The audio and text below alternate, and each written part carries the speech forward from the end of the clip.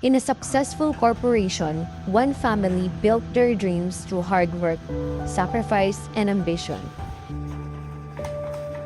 Balang araw, ipapamana ko ang lahat ng ito. Behind the wealth and success lies a family bound by love, trust, and shared dreams. Sa atin magpupunta ang lahat. Yeah, I know that. Sa atin mapupunta ang kayamanan ng papa. But sometimes, knowledge of the law became the key to protecting everything they built. Corporation is created by law. A trusted friend stands by the family ready to guide them through the difficult times. Sir, you have to finish these documents. Don't worry, Ito. The right time will come. Loyalty can strengthen a company, but secrets can destroy it. Para sa kumpanya, gagawin ko ang lahat.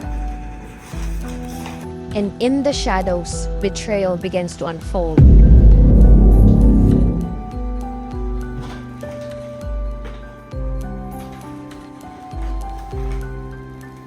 Malapit na.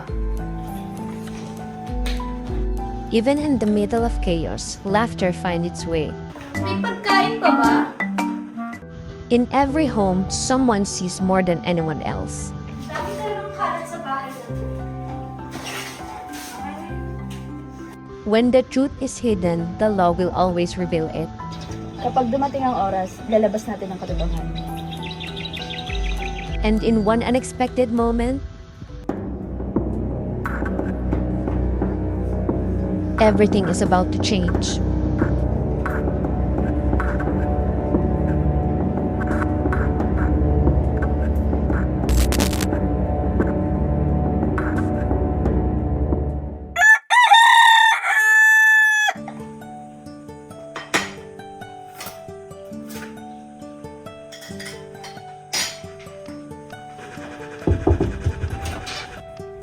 Sir, breakfast niyo po. Sir? Sir? Wala na si Sir! Ma'am, si Sir! Emanuela, si Papa!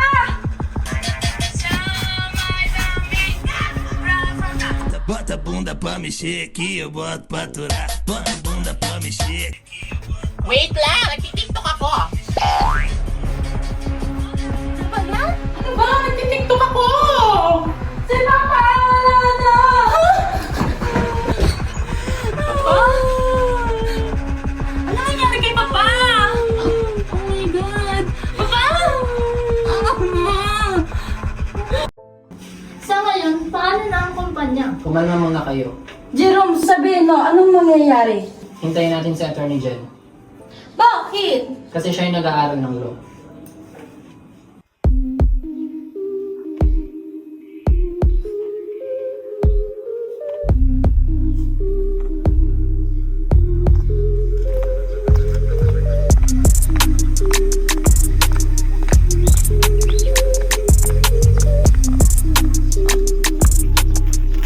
Paano na ang kumpanya? Kumalma muna kayo. Jerome, sabihin mo, anong... I heard everything. Attorney Jen, akin na ba ang kumpanya? Hindi ganun kadali yun. A corporation is an artificial being created by law. Artificial? Robot? No. It's legal entity. Patay na ang owner. Patay na ang kumpanya. Wrong. The right of succession. Meneng! Kahit mamatay ang owner, tuloy pa rin ang corporation. So, operational pa rin tayo. Yes. Parang wifi, tuloy pa rin.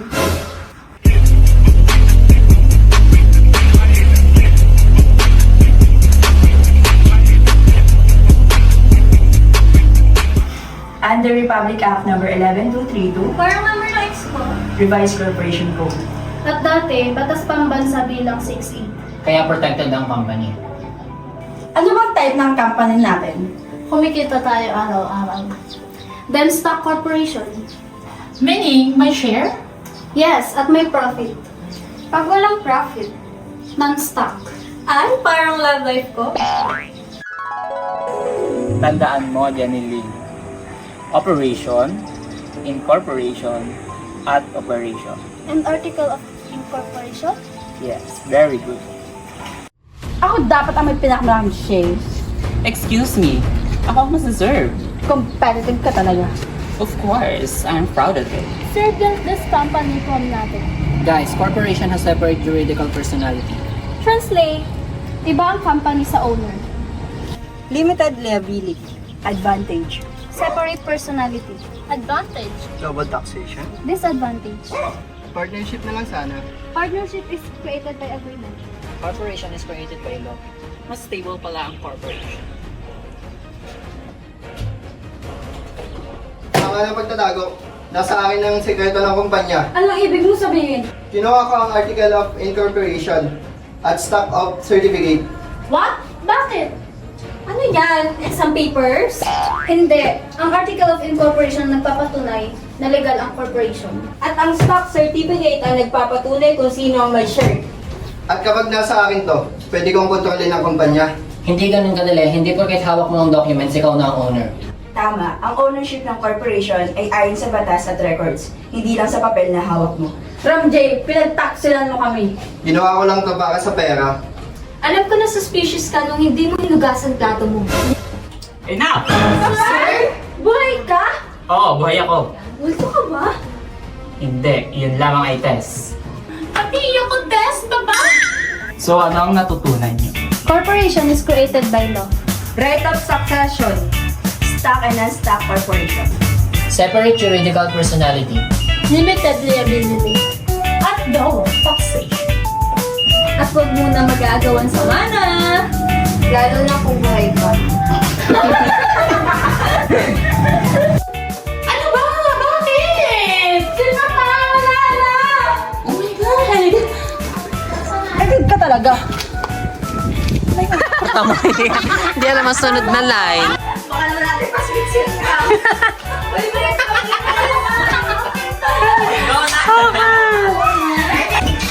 Sir, breakfast niyo po. Nabuhay ang patay. Breakfast niyo po. Wala na si Sir! Kaulbit! Sir. Now, Sir? Buhay ka? Oo, buhay ako. Multo ka ba? Hindi, ito ay...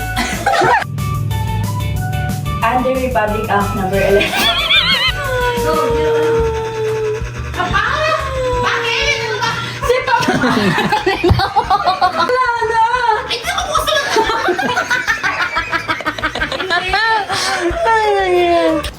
Alam ko na suspicious. Operation. Anong susuntakin ko to? Ano ba yun? Gusto mo